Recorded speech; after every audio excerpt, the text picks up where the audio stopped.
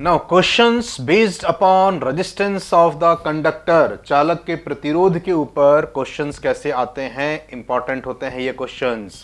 First question देखिए, the quantity in electricity analogous to friction in the linear motion is, रेखीय गति में घर्षण के सदृश कौन सी राशि है? डेफिनेटली इट इज रेजिस्टेंस, प्रतिरोध है, क्योंकि रेजिस्टेंस रुकावट का काम करता है और घर्षण भी रुकावट का काम करता है। Okay, next question is second, the electric intensity E, current density J and specific resistance rho are related to each other through the relation, विद्युत क्षेत्र की तीव्रता J is equal to E by rho. B answer is correct, याद रख लीजिएगा, important है ये। Third question, the length of the conductor is halved, length conductor की क्या कर दी? L by 2।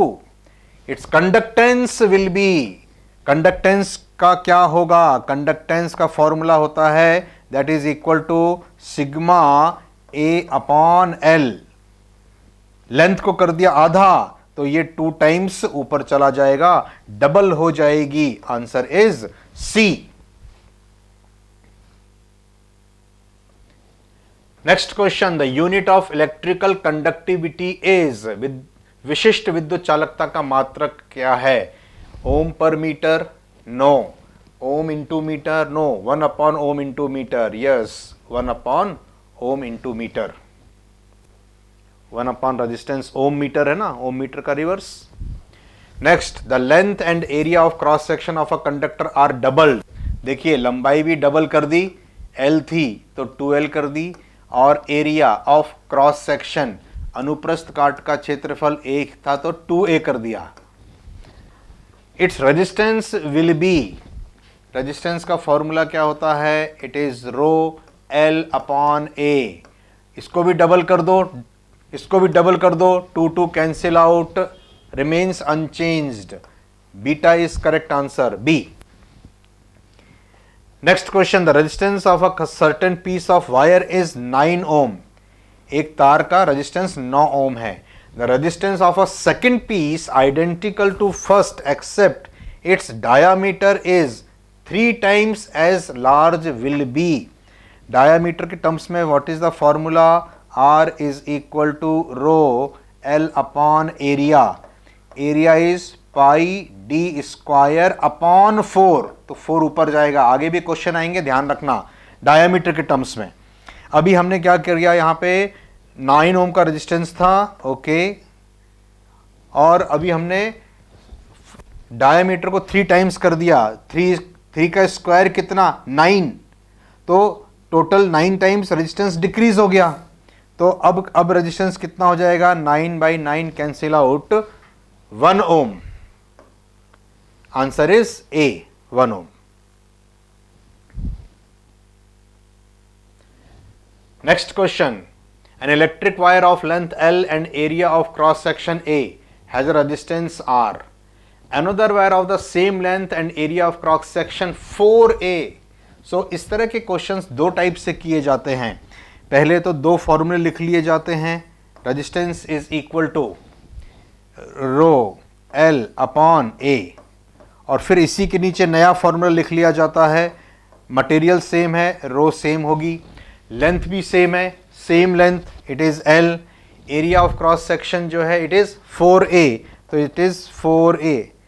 यहाँ स्मॉल a है, मैंने बड़ा A ले लिया। अब इन दोनों को डिवाइड कर दिया जाता है, रो से रो कैंसिल, L से L कैंसिल आउट, A से A cancel out, R upon R dash is equal to क्या होगा? That is equal to 1 upon 1, 1 upon 4, तो 4 पलट के ऊपर चला जाएगा। R डैश निकालना होता है new resistance, it is equal to what? R by 4। पहली मेथड तो ये हो जाएगी। दूसरी मेथड में क्या करते हैं कि नया रेजिस्टेंस में लिखते हैं rho L upon area, it is 4A। Then उसके बाद में जो हमारा पुराना फॉर्मूला था R के टर्म्स में रो L बाई A, तो R को अलग करते हैं, रो L बाई A को अलग करेंगे।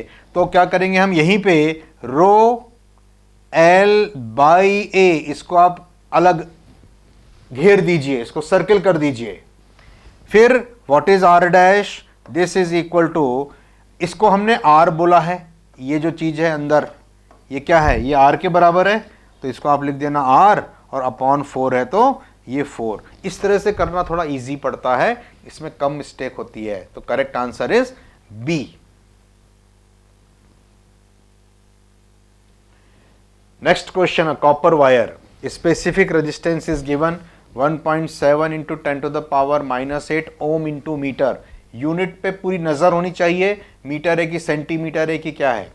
हैज अ मास पर यूनिट लेंथ, मास पर यूनिट लेंथ दिया हुआ है आपको, M/L दिया हुआ है, 10 टू द पावर -7, यूनिट पे नजर होनी चाहिए kg पर सेंटीमीटर, तो सेंटी मतलब कितना होता है, 10 टू द पावर -2 होता है मीटर।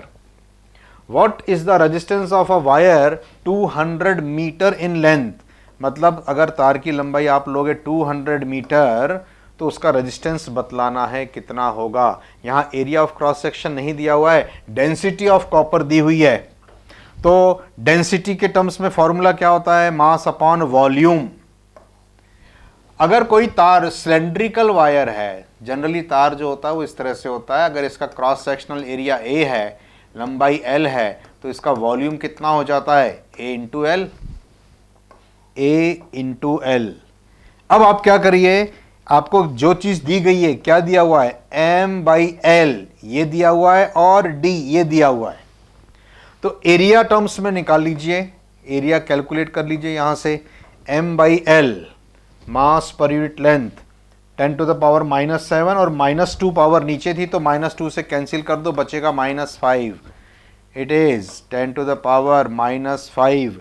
यूनिट चेक करते रहना, kg पर मीटर सही दिया है, और एरिया इधर आएगा, डेंसिटी नीचे जाएगी, density is what, 8.9 into 10 to the power 3 kg पर मीटर क्यूब, बिल्कुल ठीक है। अब इसको आप लेकर के रख लो, फॉर्मूले में डाल दो, रेजिस्टेंस इज इक्वल टू, मैं यहां कर रहा हूं इस क्वेश्चन को, देखिएगा यहां करता हूं, resistance is equal to rho, it is 1.7 into 10 to the power -8, ये रियल वैल्यू है, length 200 metre and area of cross section ये रहा। सो इसको आप ऊपर लेके जाएंगे तो 5 में ऐड हो जाएगा 8 -8, 1/8.9, इसको ऐसे लिख लो, 1/8.9 into 10 to the power -8। Okay, ये -8 पावर, ये -8 पावर कैंसिल कर देना, ये भी ऊपर चला जाएगा, तो रेजिस्टेंस का फॉर्मूला आ जाएगा 1.7 इंटू 200 इंटू 8.9। मैंने क्या किया calculate, it is coming as 3026 ohm. मैंने कैलकुलेट किया, इसको सॉल्व किया था, तो 3026 तो दिया नहीं है, 3 किलो ओम दिया हुआ है approximation, so correct answer is A.